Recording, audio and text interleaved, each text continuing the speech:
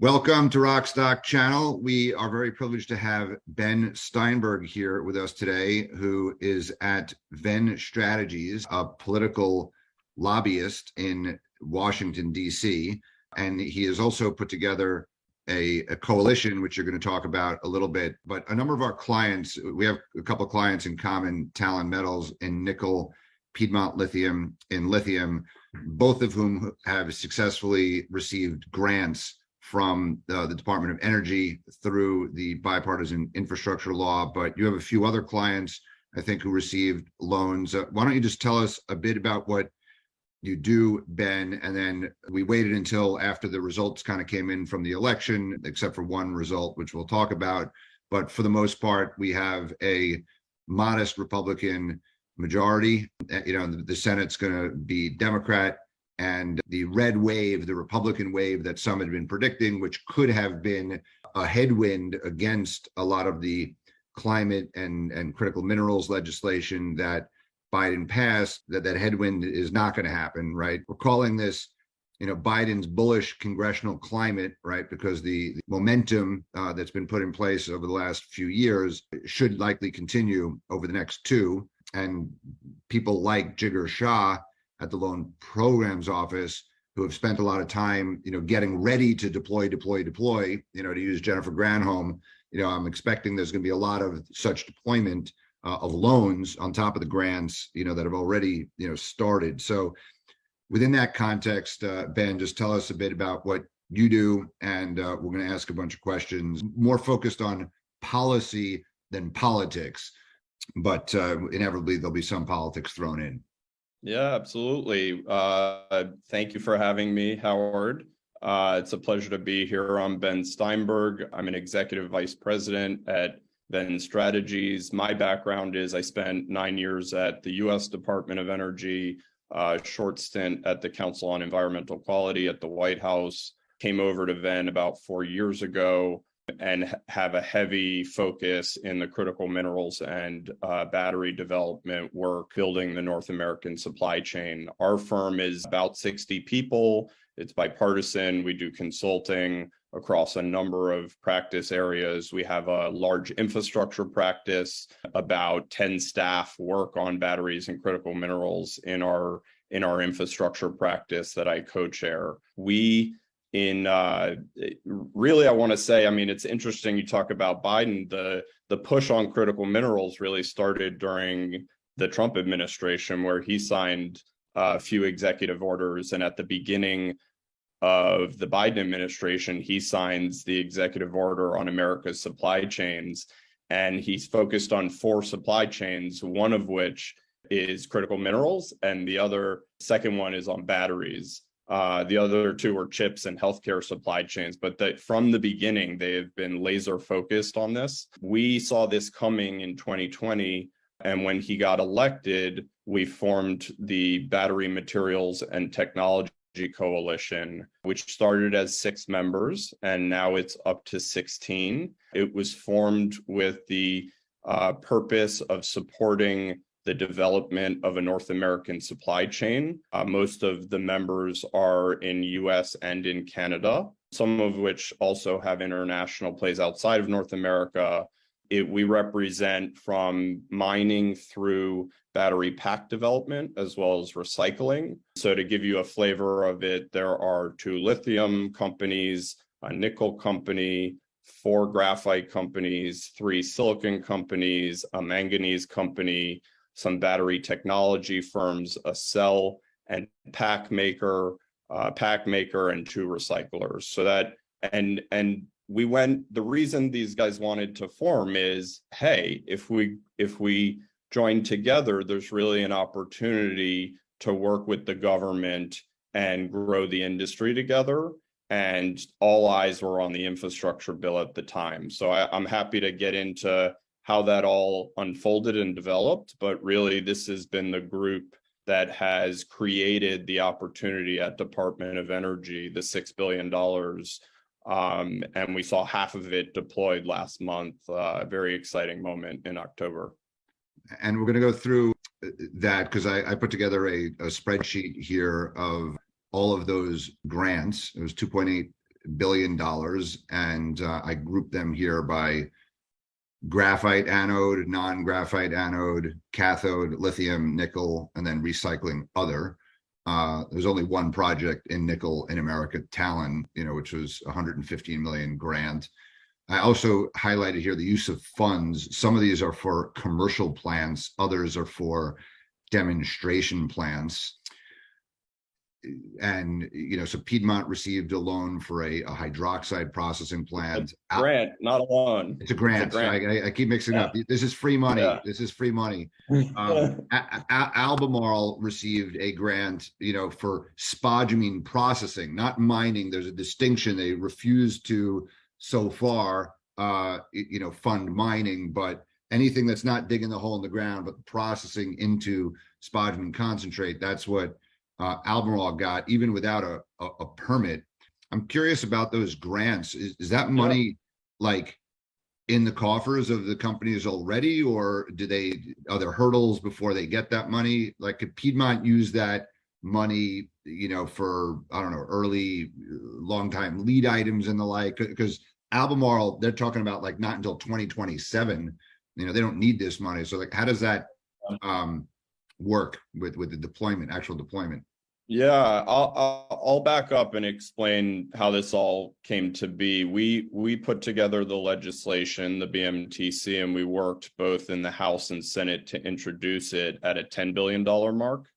And we split the funding up between processing and then the battery component manufacturing and recycling.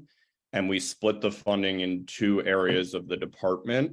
And we did that to build the political support around it, right? So you got Western Democrats who are pro mining and processing. You have some Southeast Democrats, some Midwest Democrats and Republicans.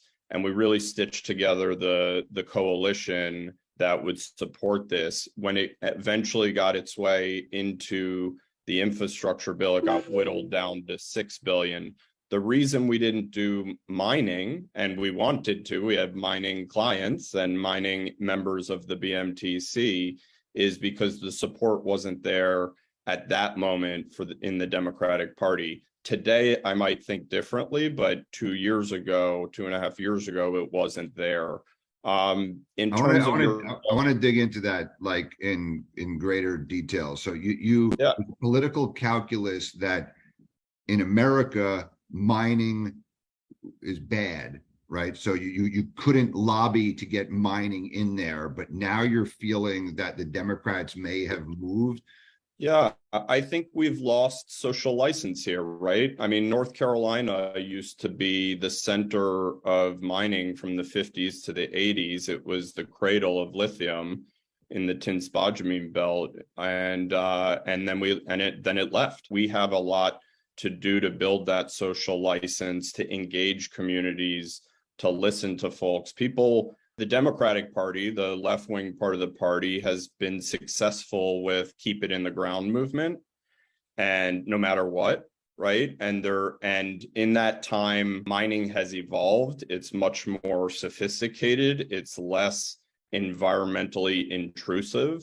But still, if you're in a community and there's a hole in the ground next to you, I think there's going to be some consternation and concern, and there's going to be a lot of issues that need to be discussed and worked out between government, between the community. So we have work to do. And I think the administration has been fairly bullish on this, saying, look, we understand, but we need this stuff to electrify the economy and bring down our emissions. This is a pathway that we need to take. So I do think that things are shifting slowly but surely.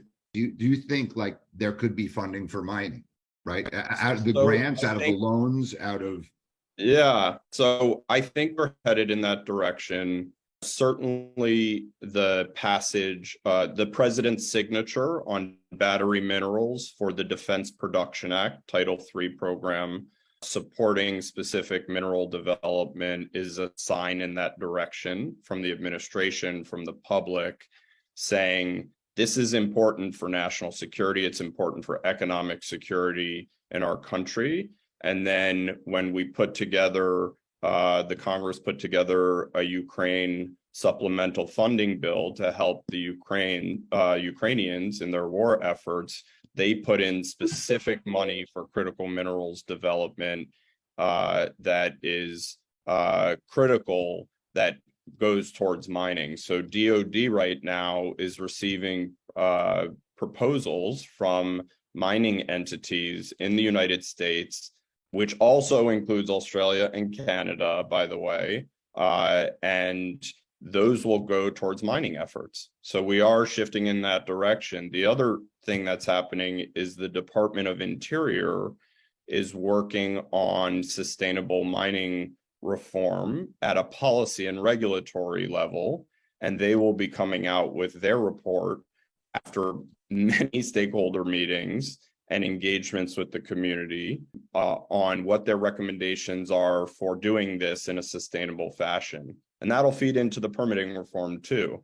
The third thing that's happening is the White House runs a permitting reform council, and mineral developments are part of that. It'll be codified if the permitting legislation goes through in Congress, and there will be a lot more focus on not only the mining but the processing projects. So a lot of activity. I do think we're shifting there. There is a lot more that needs to be done with federal, state, federal, local coordination, educating the public about this. You know, we have power lines everywhere. We have power plants. We have oil rigs. We have wind turbines. This is going to be part of how we work, how we live in the future.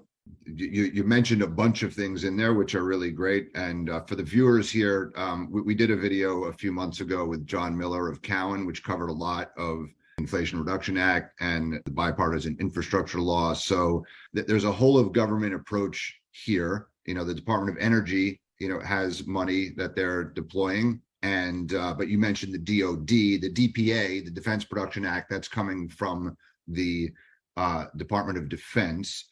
We have clients in Canada and Australia, and they're like, oh, can we tap into this Department of Energy, you know, loans, grants? And the answer to that is largely no from the grants and the loan side.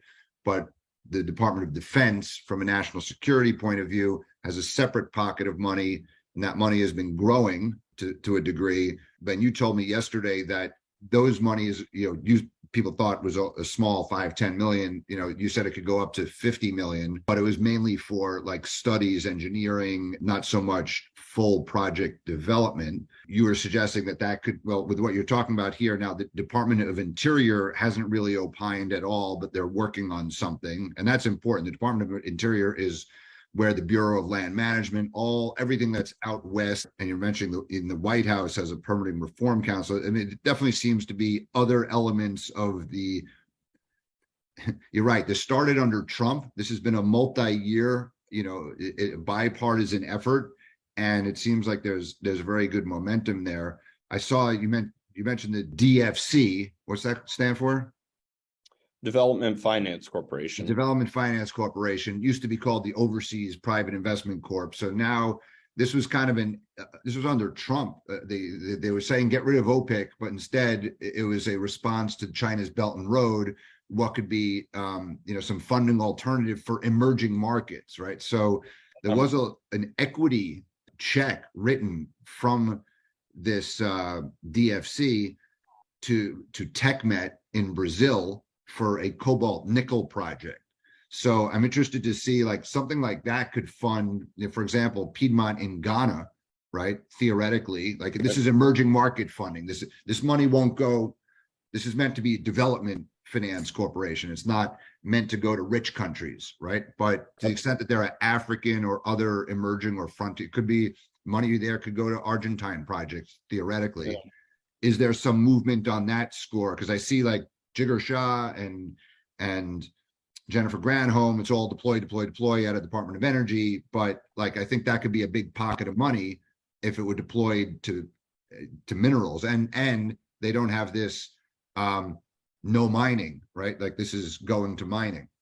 Yeah, Howard, I think you're pointing out a really important whole of government approach that's really taking place. It's not just on the domestic side, it's also on the international side. And that goes towards diplomacy, deploying loans and aid. It's going to private sector engagement abroad, and it's going to trade issues. So I'm happy to kind of walk through what it is that the government's doing. It's really a mix of these loan agencies like Development Finance Corporation and the Export-Import Bank, partnered with state, Department of State and Department of Commerce. And of course, you have the U.S. Trade Representative who's thinking through our trade relationships with individual companies multilaterally and particularly with China on tariffs. So one way that I'll talk about it is a new initiative that the State Department announced a number of months ago called the Mineral Security Partnership. And that's partnerships with most of the industrialized world to access mineral deposits, put some sustainability and ESG category criteria around those projects, and try to bring public and private sector investment to those. I mean, one of the stories that folks are familiar with that listen to your podcast is that the Chinese have gone in and provided very low, they've captured investment and projects abroad, paying a lot of money, probably overpaying.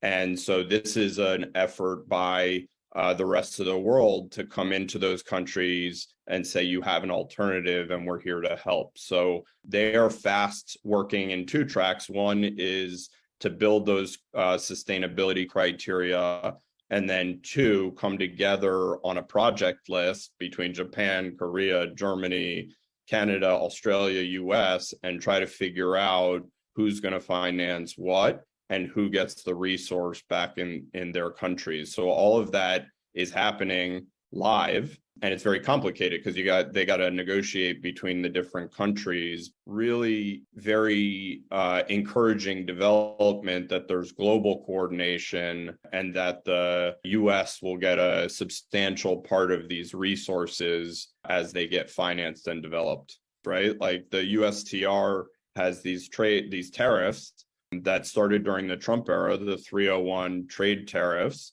And so in the next Congress, the question, and with this administration in a divided Congress, are they going to reevaluate, reimagine the 301 tariffs and reduce some of those barriers for imports to keep them the way they are? It's unclear right now. Let's talk about the carrots before the sticks, but the USTR, I mean, those are the Trump aluminum and steel tariffs that were deployed, but Biden has not, kind of removed them. And that's why, steel companies are having such a good time in the United States, minting, profits they've not, minted before. There could be some tariffs that are put on batteries or, maybe lithium, like could lithium coming from China, from Albemarle, be subject to higher tariffs at some point to motivate, more domestic or non-Chinese. There are, right? So like, and it's weird because you can get a full battery, which is tariffed at a less amount than the actual raw material. So it disincentivizes us to import and do the production here versus just shipping in the final product. So I think there's incongruence that they know about that they are trying to work through. In the meantime, there are a lot of exemptions that are put forward. Graphite is one of them, where those tariffs are exempted because of the national importance and are because we haven't fully stood up. Because it's 100% coming from China. So right. Look, we got to be careful because there's like tit for tat with China. Okay, like you do one thing here and then they do something elsewhere, and there's a lot of American interest. GM has a big Chinese business, Tesla has a big Chinese business, so it'll be interesting to see how that plays out. But I'm more interested in what you're talking about, this mineral securities partnership via the State Department, because there's been a lot of statements coming out of Europe lately. There have been like a lot of statements about strategic, labeling certain projects strategic, and then like having to fund them. But it's not clear to me that the European Commission says, this is what we propose, where does how does it then get implemented and into funding? You're saying that this mineral securities partnership seems to be, Americans are talking to the European Commission as well as Australia, as well as Canada, and they're looking kind of globally, at projects, specific projects of Correct. continental or national or ex-China strategic importance. And then that one we need to build, right? That one we need to support. We need to fund that one or these 10, right? But then if that project's in Europe, like we represent European Metals Holdings, and there's a lot of talk about this Czech project, Sinovac, which is a past producing tin and tungsten mine, but has a ton of lithium. It's like a big advanced project in lithium, about that being labeled strategic. Okay. But I just thought that this would be Europe for Europe. I just presumed that there would be some deal that would connect it to Germany. What you're saying is that the State Department might be talking about this, it could be interconnected with, some Americans or Japanese and Koreans, but seemingly, ex-China, right? Correct. And there's a tension there, right? Because we're trying to work with them on finding those good projects and financing them and bringing the minerals into Europe, into the US, into Canada, into Australia to process, so they don't all go back to China to process and then make the batteries there. And then you had the Inflation Reduction Act that passed, which excludes non-FTA countries, which is the majority of Europe. So I think they're saying, wait, we're trying to work together. What's going on? So there is that balance. And bottom line, we are competing. If they want to build their auto industry, they have a very strong auto industry in Europe. They need all the minerals and materials they can get too. So we are collaborating and competing at the same time. So that's good theater. It's interesting how that will all shake out in the coming years. But there's definitely movement and paranoia and general there's bipartisanship within America, but there's also between America and Europe in understanding that we want an energy transition. It's another industrial revolution, and China has very quietly and quickly had the foresight to lock up the whole supply chain. And the anti-mining, the outsourcing everything to China mentality, has to change, right? We've seen our vulnerability through COVID, of being reliant on China, being reliant on Russia. So there has to be, an era of sustained, or localized, supply. But it's an industry that, on the other hand is hated, right? And it's not a very sophisticated, private sector, infrastructure of finance for a lot of these types of companies. So it needs government support. It needs the loans. It needs the tax credits. And it also needs the political okay, just the bully pulpit of saying we need this, mining's okay, and pushback to the NIMBYism. It used to be back in the 50s, people live, we had to make room for the vehicles. So I'm living here in New York, and they just they broke up, town. They said we got to build a highway, eminent domain, right? I haven't seen eminent domain implemented yet for mining, and hopefully it doesn't get to that point where that's needed. But the small vocal minority, combined with, very, media that thrives on conflict, right? It's very easy to conflate, a small NIMBY resistance into, a political nightmare, right? That, so And I would argue you need not only mining, you need the processing and you need the battery component work here because you need the whole supply chain. For you sure. have a nickel mine right now, the Eagle mine, which doesn't have the processing capabilities in the United States. So that, I think they would prefer to keep it in the US, but that has to go to Canada, it has to go to Europe. It probably ends up in the Chinese supply chain. And so we're trying to correct that by building each of the steps in the process so we have a captive supply chain here that can support our energy independence. Well, that's why Talon, they won that grant for a processing plant in North Dakota. Yep. Right? But the processing plant wasn't in Minnesota, right? The mine's in Minnesota. They still need to mine, right? Yep. They need to get that mine approved. But but yes, it makes no sense to just ship it all around the world. Everything needs to be localized, and we have the capacity. We have a lot of resources here in the United States to do it. But going back to, again, we have a number of clients outside of the United States that want to tap into money here. So there's the DPA, which we mentioned, a company like, I know Manchin visited Alberta, last year or earlier this year. And we represent E3 metals, E3 lithium, direct lithium extraction, energy transition from, a former oil field. It's partnered with Exxon, a subsidiary of Exxon, Imperial. This isn't a client of yours. I'm just bringing it up in theoretically, they can tap into DPA funding, right? Up to maybe $50 million.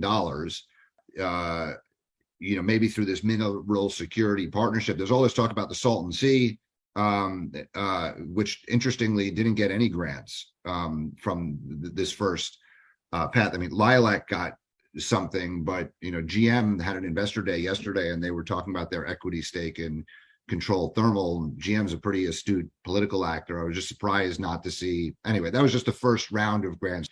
On this round of grants, companies are in negotiation with DOE. They were selected. The money isn't handed over on day one. They have to negotiate terms of a contract, sign it, and those negotiations will go through Q1 and Q2 of this year. In 2023. I think they'd like to see all the negotiations done by March, April of next year. And it's at that point that the money starts to flow from the government side. And to your point, like, these are multi-year projects. These are 3 to 5 year projects. And so it's going to take some time. It's not like we're going to see, processed lithium come out of a plant on day one. It's going to take a year or two for that to happen at least. So in terms of the second tranche of grants, we anticipated it'll be sometime in 2023, probably midway through the year. We saw the grants come out in July of June of last year, and I think it's going to be similar timeline. They really want to get this money out. Time is of the essence to move these projects along because they do take multiple years to develop. Okay, so grants in the middle of the year, but Department of Energy loans, those could start happening anytime. We may see one. I anticipate a lot of. You probably have 60 projects in the pipeline right now in the minerals and processing space.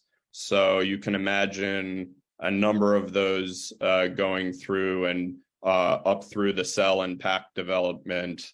I really think it's a huge focus of the loan programs and what they're doing. As you said, Jigar is all over it. His staff has been incredible trying to move these projects along through due diligence and contract. So it's a really exciting time. There's going to be more coming soon. Great. The interesting thing also is a lot of these projects are in purple and red states. That's where the projects have been.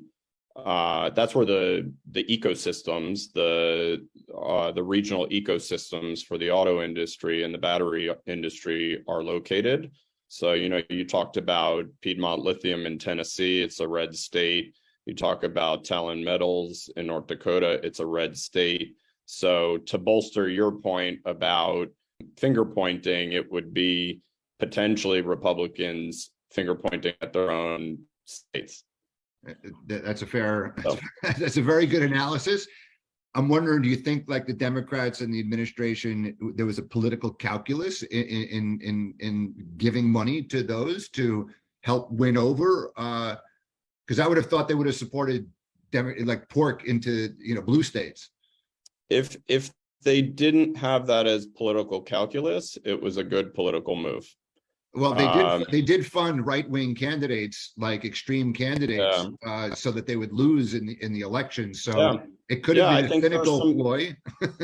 I think there's a thought there. I absolutely do. Why wouldn't we try to have political, regional diversity, economic development in most states, and try to center our manufacturing and group it around where the automakers are. I mean, which is in the Southeast, it's in the Midwest, and it's in Texas, and a little bit in the Sun Belt going out to California. So I mean, there's a lot of reasons why they were deployed where they were deployed. Okay. Do you know anything like Canada has, there's been talk in Canada, they put out a white paper, they seem to be following the United States. They said by the end of the year, they're going to pass some sort of legislation. Are you knowledgeable about that? Have any insights? Because there's an element, I mean, leveling the playing field. Like there's been some, like Tesla, for example, was talking about possibly building a plant in Canada, and then through the IRA, 48C and 45X, now the playing field looks maybe unlevel, and he may come to the United States. So, and that's true. Like Nouveau Monde, for example, there were 5 or 6 graphite plays funded in America. Nouveau Monde is a great advanced project in Canada, couldn't tap into that money. So is there a Canadian answer, to that? I would say that Quebec was first before the US. I mean, Quebec's, 5+ years into developing their battery supply chain work. They have the Bécancour battery park. They're developing a second one because they've run out of space. There's a tremendous amount of activity on the mining and mineral processing and cathode and anode development side. It's situated next to Ontario, who has a lot of the car manufacturing and battery component and battery work as well. So those 2 provinces I see as leading, but you mentioned Alberta and some of the northern provinces, British Columbia, who also have minerals out there and have a burgeoning market out of, Vancouver and Calgary. So you really see the provinces leading in Canada, and they are putting their money where their mouth is. They're providing loans and grants to companies. They're doing a lot of cost sharing. So a tremendous amount of activity. The Canadian government at the federal level is also involved at a strategic level. They are deploying cash, but to your point, they probably will be deploying more. And so that partnership is number one for the United States. It's, the foundation of our coalition is, both countries working together and utilizing our strengths. And I think it's working. I mean, most of the companies have operations or headquarters in one or the other countries because of that connectivity and synergy. So China and the U.S., Biden just met Xi, I think, at the COP27. I haven't read anything about that other than the general tone seemed from headlines that it was a bit of a ratcheting down of rhetoric compared to 2 years worth of everything's just been anti-China. So do you have any read on that? And I've thought that even though the raw materials are processed in China and we're reliant and we have to fix that supply chain, China's leadership on this issue from a climate point of view, right? Like we should be welcoming a CATL, like in the expertise that China has. If you're just focused on climate, independent of the national security implications, because like Goshen, a Chinese company, is, seems to be cutting a deal in Michigan, which was extremely quiet. I don't know if that deal's yet gone through. Ford wants to have a deal with CATL, but that got uncertain during Pelosi's visit to Taiwan. So do you have any sense of what's happening there, kind of geopolitically? Could the battery, raw material, EV, everything about the supply chain be somewhat of an olive branch, right? To ratchet down overall geopolitical tensions, and that translate into, maybe more of a warming of, or allowing of, Chinese investment in partnerships with American companies like Ford wants to do, and they want to compete with, the Koreans and Japanese, for battery plants. So any thought on that topic? I think I have an opinion, and I also have a perspective on your question. I think markets are regionalizing. And so where you have major auto manufacturing in the US and Europe and in China, both from, light duty vehicle all the way to heavy duty vehicle, we should have supply chains around that. And it's incredible what China has done. They really built the industry, and they centered it around mineral processing. And because they had the value add processing there, they were able to build the technology there as well, and ship minerals in from all over the world. So it's really incredible what they've done. The other thing is the US will never be a China, nor should it try to be. Part of my background is in cybersecurity, national security work, and the nexus between energy and national security.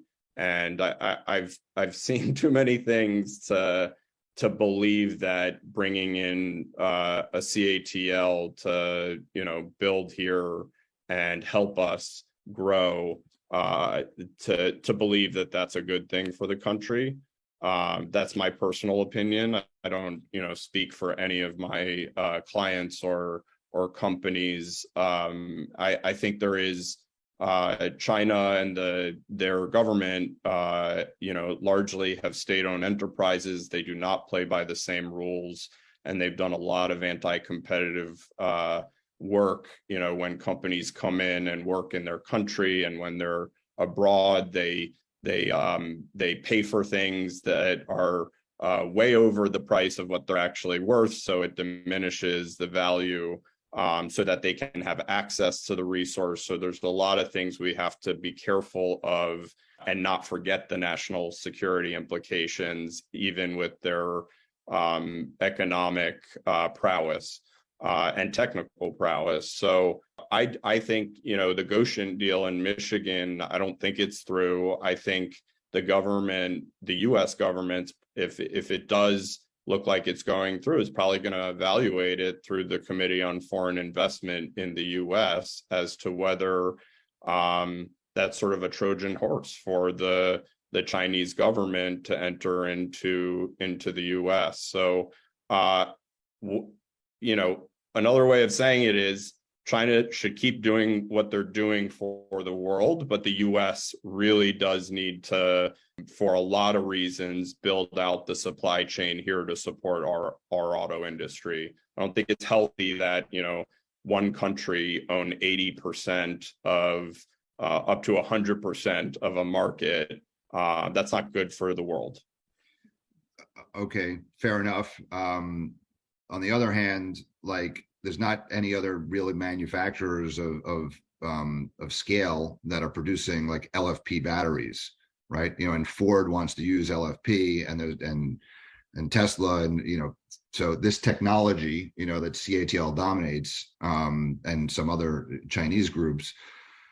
Ford wanted to have a partnership, I think in Mexico. They said in Mexico or in North America, I forget exactly, but I wasn't sure if it was Canada, the US, or Mexico, but they wanted to have a battery partnership with CATL, and will that be allowed? And then will that, be, if it's not in America, will it then be, not get the benefits of the IRAs, Yeah. local content. We have history to tell us how this has gone. We had the Recovery Act in 2009. We opened the door to relationships with China across R&D. A lot of our workers in the auto and battery industry went over to China to help form CATL and other companies. We had that warmness. The Department of Energy staff was going to China every month, right? And we were sharing and sharing. And in that time, they built the industry and we didn't. And so I don't want us to lose sight of the short-term versus the long-term vision, because China's vision is long-term. They think in 5 to 25 to 100-year terms, and we're thinking in election cycles. I really do think we need to stick to, hey guys, manufacturing at home is good. It's jobs, it's opportunity, it's security, and it's climate change mitigation, right? So we do have to balance that short-term need, and so that's the tricky part. But look, if 5 to 10 years. If CATL or Goshen, and Goshen I think is more private sector, I don't think it's state funded. If they're creating American jobs, and they're selling into the American market, it's just, what's wrong with that? Yeah. It's like after all years of China stealing, our IP, we can learn from their IP. Yeah. Yeah. I mean, this is a challenge, right? We've seen before where we've let in the Chinese. You see it in like the rail industry where they won transit contracts, and they set up the CRRC set up a factory in Massachusetts. And what we learned from the factory in Massachusetts is for every one job in Massachusetts, you had 5 jobs in China cranking out the actual work and then having things shrink wrapped and sent to the factory to bolt together. So I really do think we need to be very, very careful and very intense focus about what it is that we would be allowing, if anything, from their country. Okay, great. Yeah. And really, now final question, because I just thought of another one. So SQM, okay, the biggest producer of lithium in the world. Sure. Chilean, okay, free trade agreement country, is 26% owned and has 3 board seats by a Chinese state-backed lithium company called Tangxi. They sell most of their lithium in the last few years going to China. Right. But they have, a joint venture in Australia where they're going to mine and process in Australia. It's not going to go to China. So they're going to have lithium hydroxide available from Australia that could be exported all over the world. They're going to have carbonate and hydroxide in Chile that could be exported all over the world. Will SQM's Chilean and Australian product, if sold into the United States, be considered under the IRA rules, right? Or you mean for the clean vehicle subsidies? Yeah, for the clean vehicle tax credit. Yes. I don't know. I mean, that's why we're waiting for the guidance. I would think yes, but I think they have to classify what a foreign entity of concern is and what percent ownership and decision-making power a foreign entity of concern has in entities that are not foreign entities of concern. So I think that's the debate going on right now at Treasury and in the White House, and probably working with the Intel community and Defense Department and Energy to figure out at what point do you separate those that are allowed as part of the credit and those that are not. SQM is the perfect example. I'm sure that those 3 letters have been spoken out loud many, many times in the last few months in the government. Yeah, look, the same applies. Tangxi's a 51% owner, I think, or it's 50-50, with Albemarle in Greenbushes in Australia. So one could argue who controls that. I guess the government will have to look case by case, and then the companies are going to lobby and say, well, we need this exception. But it's very interesting. Like in Canada, they just announced, certain state-owned Chinese need to divest from like 3 very small lithium companies. It was the Canadian government who forced Nutrien to sell their stake in SQM, and they didn't care who it was sold to 4 years ago. Now Right. they care. I wonder if the U.S. government, SQM trades on the New York Stock Exchange, right? Could there be some forced divestiture required? Would the U.S. government tell the Chinese government or SQM that they got to get rid of, like, I don't know, Tang should make a ton of money on it. I'd be all for that, right? They would nearly double the money that they made on the investment, and then they could deploy that capital, into the industry elsewhere. But anyway, it's a very interesting political question. Well, that brings back to the Mineral Security Partnership. Are they just going after new deposits, or are they going after existing deposits where the Chinese have majority stake and trying to push them out? That question I don't know the answer to, but I mean, it kind of gets to what you're saying as to, is there diplomacy from other countries, US and others, to push the Chilean government to change the terms of the deals they have with the Chinese investors? It's a fascinating. Like, there's a number of countries that are like in China's camp, a number of countries that are in the US camp, and then there are a number of countries that are kind of in play, right? And I think, like, over the last number of years, Xi and the Belt and Road has kind of like looked at South America, like and seen Argentina and Chile in play, right? And SQM today, I just read yesterday, is the biggest taxpayer into the government's coffers as a result of the lithium prices, rising. So it's an important, actor, and it's an important lever that the U.S. could, prospectively have. But, SQM selling most of their lithium to China, they're selling most of their copper to China, right? It'll be a difficult thing for Chile to, to cut off China, right? So anyway, to be continued. Really enjoyed the conversation. We covered a lot of ground, and thank you so much for having me on. Really appreciated the conversation.